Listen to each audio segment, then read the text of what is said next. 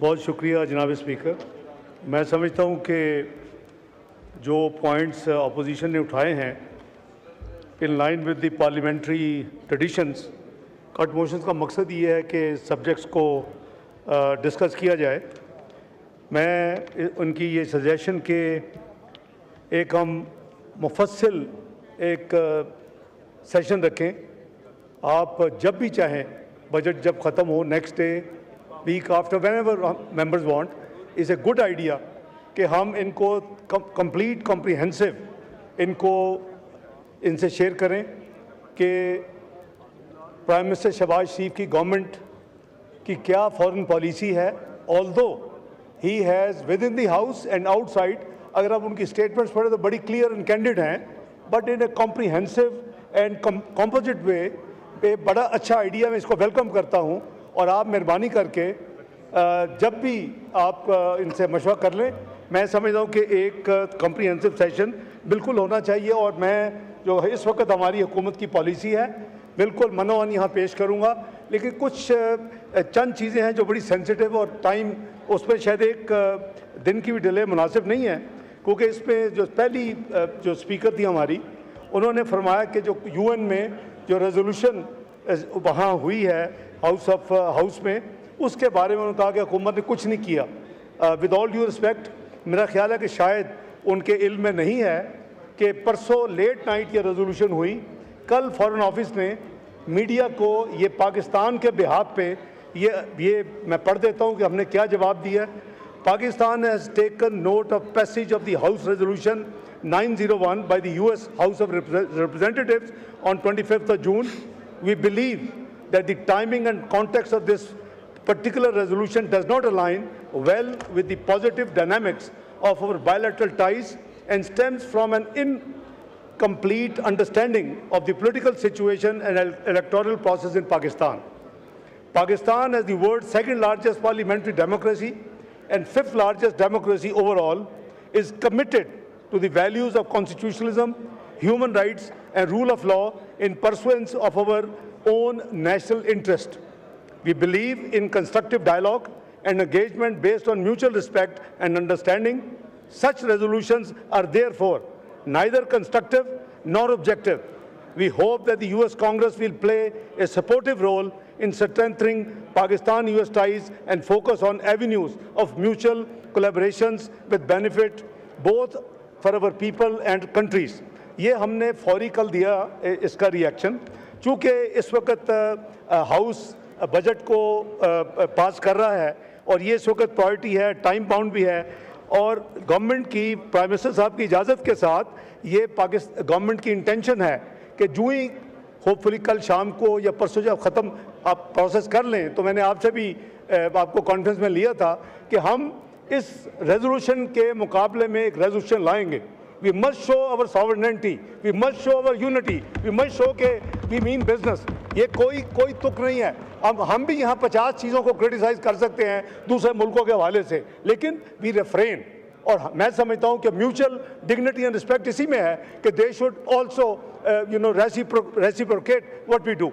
तो हमने इसका नोटिस लिया है, इसकी ड्राफ्ट रेजोल्यूशन तैयार है, बोथ ट्रेजरी बेंचेस के जो जितने पार्लियामेंट्री लीडर्स हैं और अपोजिशन के साथ शेयर होगी। And I would request that we should must come in unity with a clear resolution against और in response to the US resolution, number 1। दूसरी जो बात इन्होंने फरमाई कि जी ये जो राइट ऑफ वोट ओवरसीज़ के लिए है, हम हाजिर हैं, let's come together, let's make a constitutional amendment. ये कोई तुक नहीं है कि बाहर के जो लोग, मैं PMLN इंटरनेशनल जो ओवरसीज़ है उसका मैं प्रेसिडेंट हूँ सिंस 2003। मैं से ज़्यादा कौन इंटरेस्टेड होगा कि जी उनको हकूक़ मिले, क्योंकि इट इज़ माई ड्यूटी। लेकिन उसके लिए क्या चाहिए? ये तो कोई तुक नहीं है कि हम उनको यूज़ करें कि कोई मियाँ वाली में वोट दे, कोई कामों की में वोट दे, कोई जाके पेशावर का वोट वहाँ बाहर बैठ के।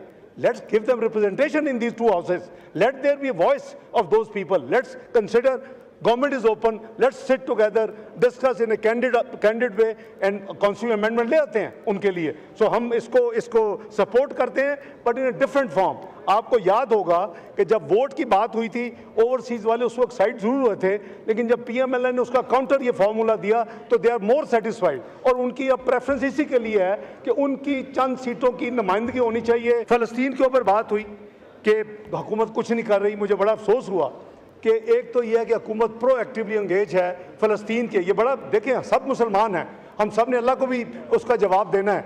मैं समझता हूँ कि मियां शहबाज शरीफ साहब की हुकूमत प्रोएक्टिवली इसके ऊपर इन्वॉल्व है। और मैं थोड़ा सा ब्रीफली आपको बता दूं कि हमारी जो गवर्नमेंट की जो है फैसला वो बड़ा क्लियर है।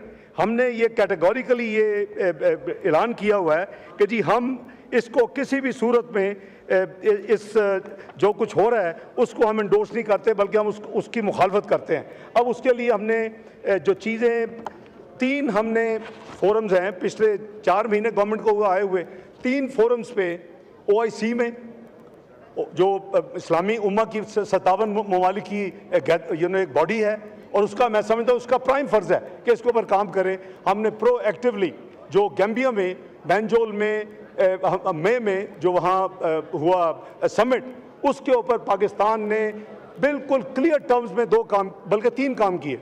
गज़ा के ऊपर अपनी पोजीशन बड़ी कैटेगोरिक दी और क्या दी कि जी हमें इजराइल को हमने कंडेम किया। किसी ने बाय नेम शायद मुसलमान ममालिक में से इतना बोल्डली कंडेम नहीं किया होगा जितना पाकिस्तान की नुमाइंदगी करते हुए मैं जिसने कंडेम किया पाकिस्तान और आपके भी आप पे।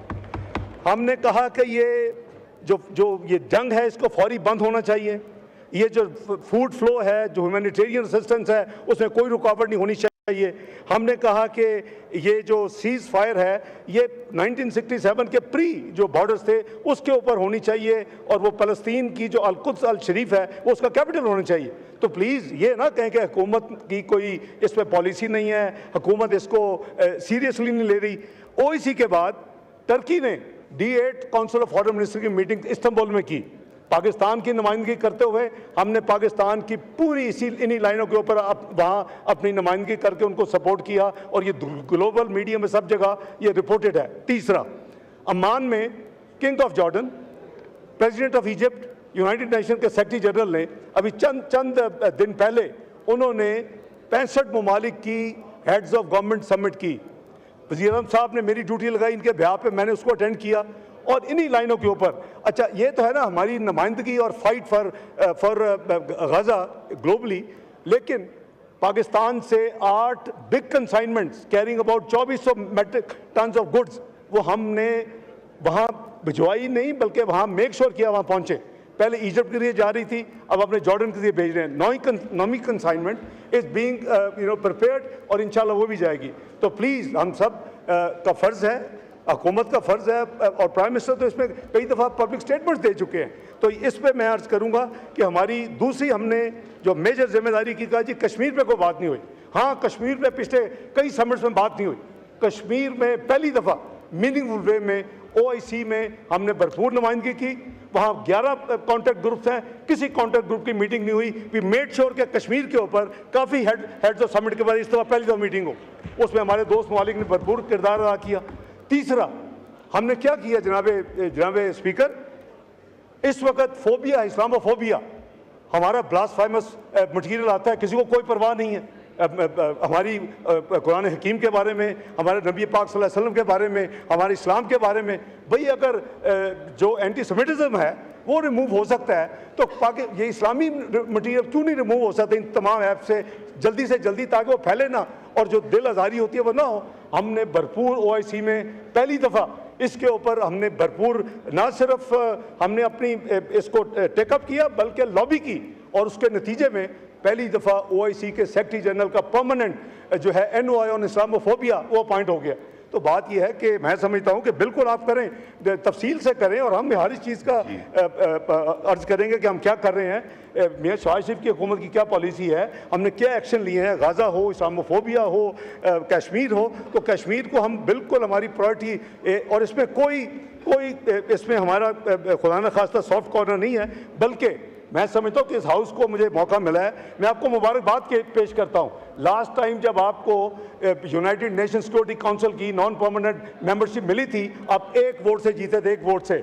ये है कॉन्फिडेंस इस हुकूमत में। दुनिया का इस वक्त कहता है जी ये पाकिस्तान तन्हाई का शिकार हो चुका है। कौन सी तन्हाई, कौन सी तन्हाई, कौन सा फोरम है जहां पाकिस्तान अपनी आवाज़ नहीं उठा रहा?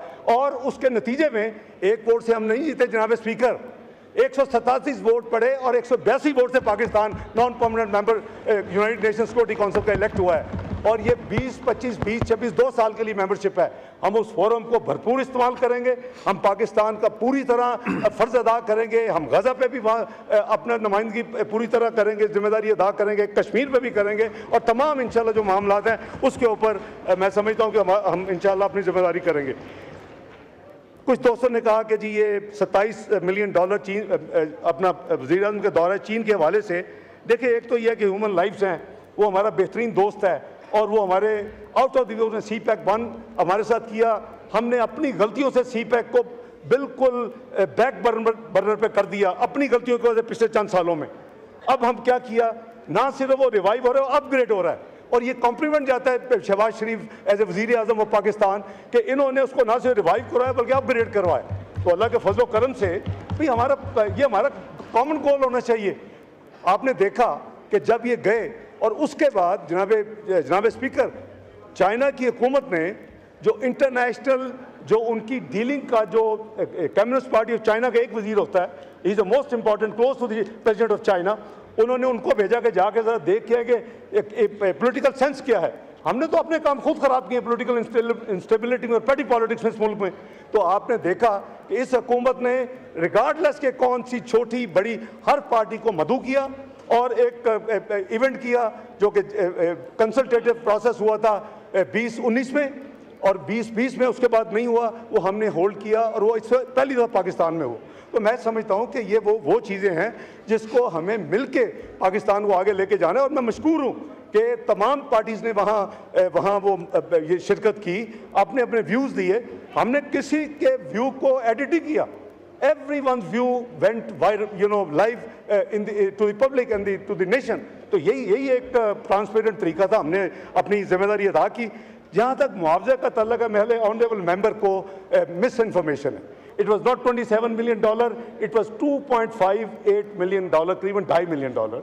सो अगर कोई मजीद तफसील चाहिए, फाइनेंस मिनिस्टर साहब हैं, मिनिस्ट्री मौजूद है, तो $27 मिलियन की कोई कंपनसेशन नहीं की। प्राइम मिनिस्टर शहबाज शरीफ के दौरे के दौरान ये बिशाम के जो चाइनीज़ जो किलिंग हुई थी 5, $2.58 मिलियन टोटल उनके लवाकिन को मुआवजा दिया गया है। यहाँ पे वाला बात हुई है अफगानिस्तान की कि जी PDM की हुकूमत ने भी कुछ नहीं किया, उससे पहले सिर्फ अफगानिस्तान में। मेरा ख्याल है कि इंफॉर्मेशन बिल फिर दोबारा नीड्स करेक्शन। जो PDM की हुकूमत में जो मिनिस्टर ऑफ स्टेट थी, मुझे नहीं श्योर कि फेडरल फॉरेन मिनिस्टर बिलावल साहब जा सके या नहीं, बट आई एम श्योर कि Hina Rabbani Khar made more than few visits to Kabul. And let me tell you, we are already in contact. देखें, हम चाहते हैं कि अफगानिस्तान मजबूत हो, हम चाहते हैं कि अफगानिस्तान ये कोई ऐसा मुल्क नहीं है जिसके साथ हमारी इस तरह की केमिस्ट्री है। रिलीजन को देख लें तो वो केमिस्ट्री है, कल्चर को देख तो वो केमिस्ट्री है, हमारी रवायात को देख लें, हमारे अदरवाइज यानी जो हमारी डीलिंग्स हैं। तो हमारा जो अफगानिस्तान के साथ इस हुकूमत की प्रेफरेंस है, और मैं ऑलरेडी इन कम्युनिकेशन हूँ कि ना सिर्फ हम हेल्थ से कम शुरू करें। दोहा में अनकरीब एक समिट होने जा रहा है चंद हफ्तों में, हम उसको वो ट्राई पार्ट होगा और वो उसमें दोहा उसको होस्ट करेगा, अफगानिस्तान होगा, हम होंगे। प्राइम मिनिस्टर ने क्लियरेंस दे दी है कि आप हेल्थ के इशू पे, पोलियो रेडिकेशन के इशू पे, इस पे आप उनसे कोऑपरेट करें। इसके अलावा overall broader agenda foreign office जो है वो उनसे वर्कआउट कर रहा है। मेरी विजिट का उन्होंने मुझे इनविटेशन दी है फॉरेन मिनिस्टर साहब ने, और हमने उनको इन प्रिंसिपल कबूल किया है। Dates are being worked out. Let me assure you, Afghanistan will remain on priority agenda. So ये मेक नो मिस्टेक कि Afghanistan has been ignored by this government, it will be top priority of this government. Let me be very clear and candid on this. जहाँ तक जी सारे करेंगे जी, comprehensive होगा असद कैसे साहब इंशाल्लाह। जनाब speaker, Iran Pakistan gas pipeline की बात हुई कि हुकूमत बाएँ बाएँ शाएँ कर रही है। मैं समझता हूँ कि इनको फिर पेट्रोलियम मिनिस्ट्री को अगर आप इजाज़त देंगे तो या तो कमेटी ऑफ द हाउस बना लें, या उस कमेटी में ज़रूर मेरे दोस्त जिन्होंने ये किया है वो पूरी की पूरी ब्रीफिंग लें पेट्रोलियम मिनिस्ट्री से, दे विल बी शेयर्ड कि क्या क्या प्रॉब्लम्स है पाकिस्तान को, क्या एक उसका है ख़तरा, सैंक्शन जो लगी हुई हैं। तो हमने तो कई दफ़ा उसको इनिशिएट करने की कोशिश की है, लेकिन the global sanctions and the US sanctions are obviously a big hurdle and that, लेकिन हम इनके लिए वो भी बिल्कुल फ्रेंकली इनके साथ कहें। इन्होंने कहा जी कि एक साथी ने कहा कि जी जो ओवरसीज़ ऑफिसेज हैं उनको परवाह नहीं है और वहाँ लोगों की तकाली होती है, उन्होंने खासकर किर्गिस्तान का हवाला दिया। Let me share with this house, जिस दिन ये न्यूज़ आई आई विश कि उनको अकल आए, खुदा के लिए इस तरह की झूठी ग्रे सोशल मीडिया को बंद कर दें, इस तरह की पैटी पॉलिटिक्स सोशल मीडिया बंद कर दें। फोटो लगाई गई कि ये पाकिस्तानी वहाँ स्टूडेंट मर गए, ये सारी रात नहीं जाके उस यानी नहीं सोए, मेरे साथ कांटेक्ट में थे, मैं किर्गिस्तान के साथ कांटेक्ट में था। तो आपने देखा within 48 hours I reach Kyrgyzstan, I met those people. तो वो टोटल फेक न्यूज़ थी। हाँ, वहाँ हंगामा हुआ, पहले इनकी तरफ से हुआ, कोई 2-3 हफ्ते पहले फिर उनके लोकल्स ने किया, लेकिन तो उनकी सुलह सफाई हुई और जो एक ज़्यादा जो पाकिस्तानी थे उनको मैं साथ लेके आया वापस अपने। तो बात यह है कि प्लीज़ आप या तो पूरी इन्फॉर्मेशन ले लिया करें या फिर हवा में मेहरबानी करके ना इस तरह के जो है वो ना निकालें अपना जो है स्टेटमेंट्स। जहाँ तक पाकिस्तान की, इन्होंने कहा जी कि इकोनॉमिक पॉलिसी क्या है, फॉरेन ऑफिस किस तरह हेल्प करेगा। पहली दफ़ा जनाब स्पीकर, पहले दिन जब मैंने जिम्मेदारी संभाली है, आई हैव डिक्लेयर्ड कि conventional diplomacy aside we will do the economic diplomacy. सारी दुनिया में होता है और हम अगर इकोनॉमिक डिप्लोमेसी करेंगे और that is the only way forward. Prime minister ने ऑलरेडी अनाउंस किया हुआ है कि पाकिस्तान की economic policy is exports led growth and we commit to this thing. हमारा देखें, हमारा मसला बहुत बड़ा नहीं है, हमें ये समझ लेना चाहिए। I keep repeating this thing कि खुदा के लिए अपने मुल्क को बदनाम, कोई कहता है जी डेट ड्रिवन हो गया, जी डेट ट्रैप हो गया, मर जाएंगे, वो हो जाएगा, छोड़ के जा रहे हैं, कुछ नहीं है। पाकिस्तान की liabilities are not more than $130 billion, जिससे चेक करना कर ले एक्सटर्नल। पाकिस्तान को अल्लाह has blessed with more than 10,000 billion of assets proven, tested and certified.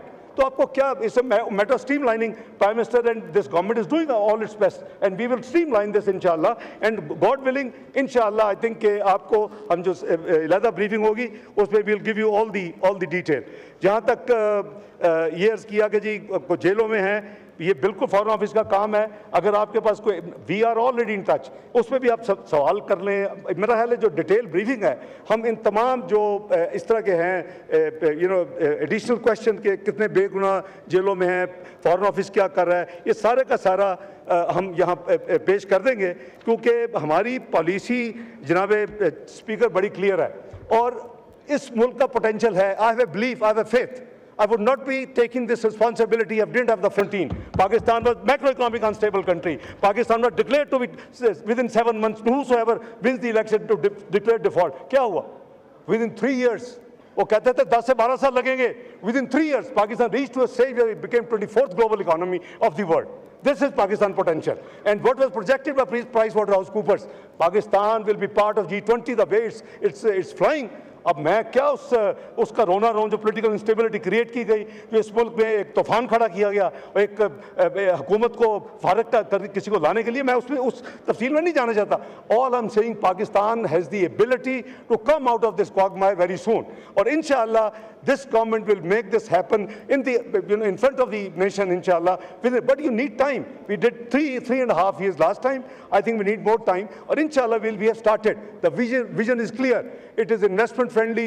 You have seen SIFC has been created to make the one window facilitation. तो मैं गुजारिश ये करूँगा कि आप जब भी आप फरमाएं, हम हाजिर हैं और इंशाअल्लाह I think we can have a detailed discussion on the foreign policy as proposed by few members. Thank you.